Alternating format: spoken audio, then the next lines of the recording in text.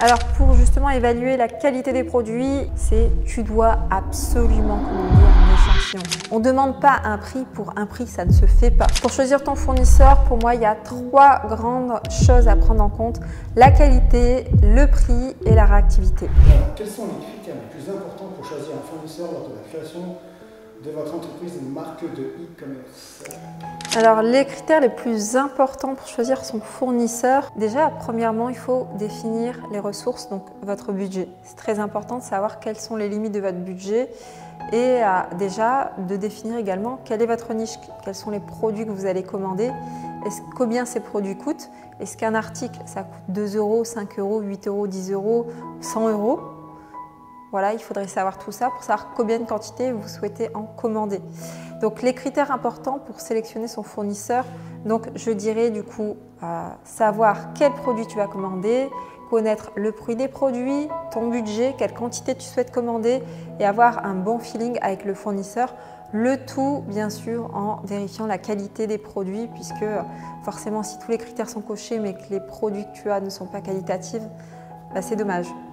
Comment évaluer la qualité des produits proposés par un fournisseur potentiel? Alors pour justement évaluer la qualité des produits, il n'y a qu'une seule manière à prendre en compte et c'est obligatoire pour moi, c'est tu dois absolument commander un échantillon.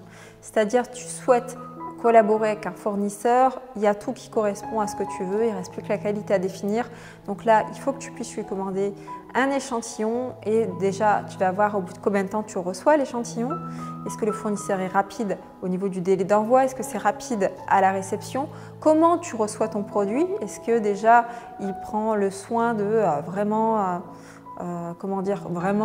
emballer bien le produit, le sécuriser pour savoir comment vont être envoyés les prochains produits jusqu'à chez toi? Et aussi, il va falloir du coup tester ce produit, est-ce qu'il est bien fonctionnel, est-ce que l'aspect esthétique est présent? Voilà, tout simplement la qualité en général sur toutes ces formes de critères. Quels sont les principaux défis rencontrés lors de la recherche de fournisseurs fiables pour une nouvelle marque de e-commerce? Alors les défis qu'on peut avoir quand on recherche un fournisseur pour sa marque e-commerce, ça va être le fait de trouver un fournisseur qui propose 100% des références que tu souhaites vendre sur ton site, 100% à la fois. Parfois, ce n'est pas possible, donc il va falloir que tu choisisses peut-être plusieurs fournisseurs différents. Ça va être également le fait qu'il va falloir se mettre d'accord sur un prix, donc il va falloir le négocier. Donc il y a le système du coup de pricing. Il va y avoir également la qualité du produit. Donc ça, toujours commander, je le répète jamais assez, mais toujours commander un échantillon. Il va y avoir également les problématiques, c'est si tu commandes à l'étranger, c'est-à-dire en dehors de l'Europe. Au niveau de l'Europe et la France, ça va très bien se passer. Par contre, une fois que tu commandes en dehors de l'Europe, il va falloir que tu aies un numéro d'importateur. Ça s'appelle le numéro EORI. Et avec ce numéro d'importateur, tu vas avoir le droit du coup d'importer des produits, par exemple de Chine, si tu les commandes en Chine, ou d'un autre pays dans le monde, jusqu'à la France, puisque voilà, tu auras ton numéro d'importateur. Sans ce numéro d'importateur, tu ne pourras pas recevoir tes produits et être du coup dans la parfaite légalité. Comment établir une relation de confiance avec un nouveau fournisseur? Alors la relation de confiance avec un fournisseur, c'est super important. Tu ne vas pas l'avoir tout de suite en quelques mois, peut-être même pas en un an. Et aussi, c'est pas parce que tu vas le visiter, tu vas chez lui, tu vas le voir plusieurs fois que la relation de confiance y est. Donc là, la relation de confiance, pour moi, ça se teste comme dans la vie privée avec ses proches, sa famille, ses amis, son conjoint. Pour moi, il y a uniquement le temps qui va te permettre d'avoir cette confiance et de bâtir une relation saine et professionnelle du coup avec son ou ses fournisseurs. Quels outils de plateforme recommandez-vous pour trouver des fournisseurs de qualité pour une marque de e-commerce? Alors, au niveau des plateformes pour trouver ton fournisseur, c'est très simple. Si tu souhaites trouver un fournisseur en Asie, souvent, bien sûr, on est attiré par ces pays-là, enfin ce continent-là, parce que tout simplement, les prix sont très attractifs, on ne va pas se cacher. Et il y a toutes les qualités possibles. Ce n'est pas parce que le prix est attractif que ce n'est pas de bonne qualité. Voilà, donc il ne faut pas se faire une idée reçue sur l'Asie. Il y a toutes sortes de produits, des bas de gamme, des moyens de gamme et bien sûr des hauts de gamme. Donc pour trouver des produits en Asie, il faut passer sur le site que certainement tu connais, Alibaba. Je précise, ce n'est pas AliExpress. AliExpress propose des produits aux particuliers. Alibaba, c'est directement les contacts des usines des fabricants qui proposent des produits aux entreprises. Les particuliers ne peuvent pas commander sur Alibaba, uniquement les entreprises. C'est fait exprès pour la mise en contact entre les usines et les entreprises, donc tu vas pouvoir les trouver directement dessus. Si tu souhaites trouver des produits, que ce soit en France ou bien en Europe, tu vas avoir le site qui s'appelle Europage. Sur le site Europage, c'est pareil, tu vas avoir en contact du coup les fabricants, les artisans, les grossistes, les usines qui vont te mettre en contact du coup avec toi, c'est-à-dire les entreprises. Et après, si tu souhaites un pays en particulier, n'importe où dans le monde, tu peux taper usine, grossiste, tel produit dans tel pays sur Google et tu vas pouvoir avoir justement des choses qui vont remonter dans Google pour te transmettre des coordonnées d'usine dans le domaine que tu veux et dans le pays que tu veux. Donc voilà. Comment négocier les prix et les conditions de collaboration avec les fournisseurs pour optimiser les marges de votre marque? Bien sûr, du coup, tu vas devoir forcément négocier tes prix avec ton fournisseur. C'est impératif. Il y a tellement de gens qui prennent les prix et qui disent c'est ok, pas ok. Oui, c'est ok, du coup je passe commande. Non, c'est pas ok, je vais en choisir un autre. Ça fonctionne pas comme ça. C'est-à-dire que si tu souhaites travailler avec un fournisseur et que tu trouves que ses prix ne te correspondent pas, dans tous les cas de figure, tu peux le négocier, tu te dois même de négocier. Moi, j'utilise ce que j'appelle, et qui s'appelle d'ailleurs, la méthode Ackermann de négociation. C'est-à-dire, il faut que ça se déroule en plusieurs étapes. Il faut que tu saches du coup quel est le prix moyen du marché, quel est le prix de ton fournisseur, à quel prix tu souhaites démarrer la négociation, à quel prix tu souhaites passer par différentes étapes de négociation et à quel prix maximum tu t'autorises de commander. Il faut que tu aies un prix maximum en tête.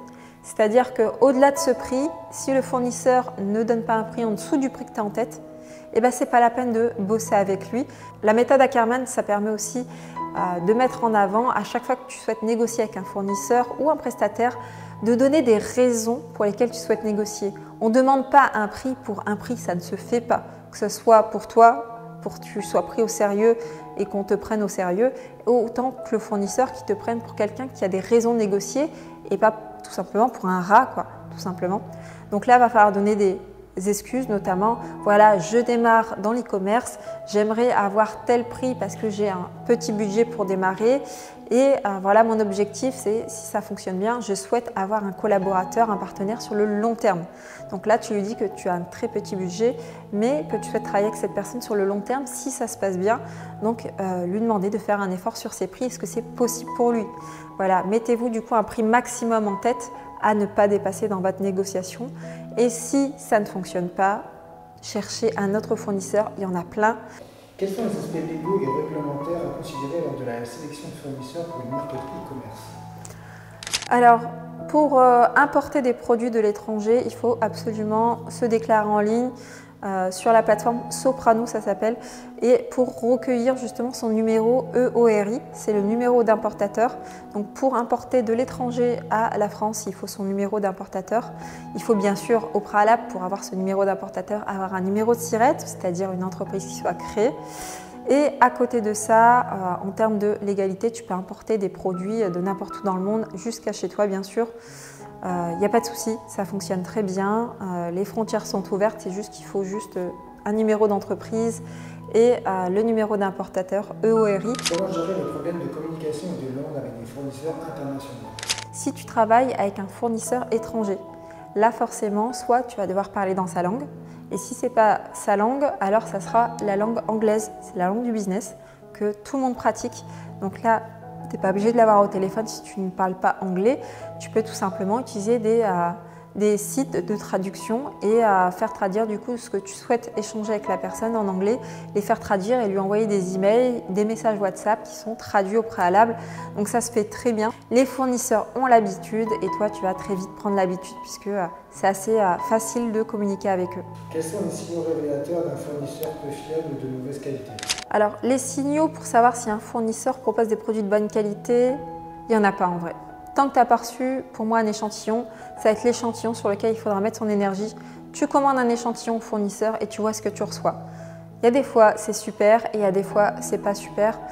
La plupart du temps, ils sont globalement sérieux. Personnellement, j'ai pas eu beaucoup de choses en tout cas déconnantes.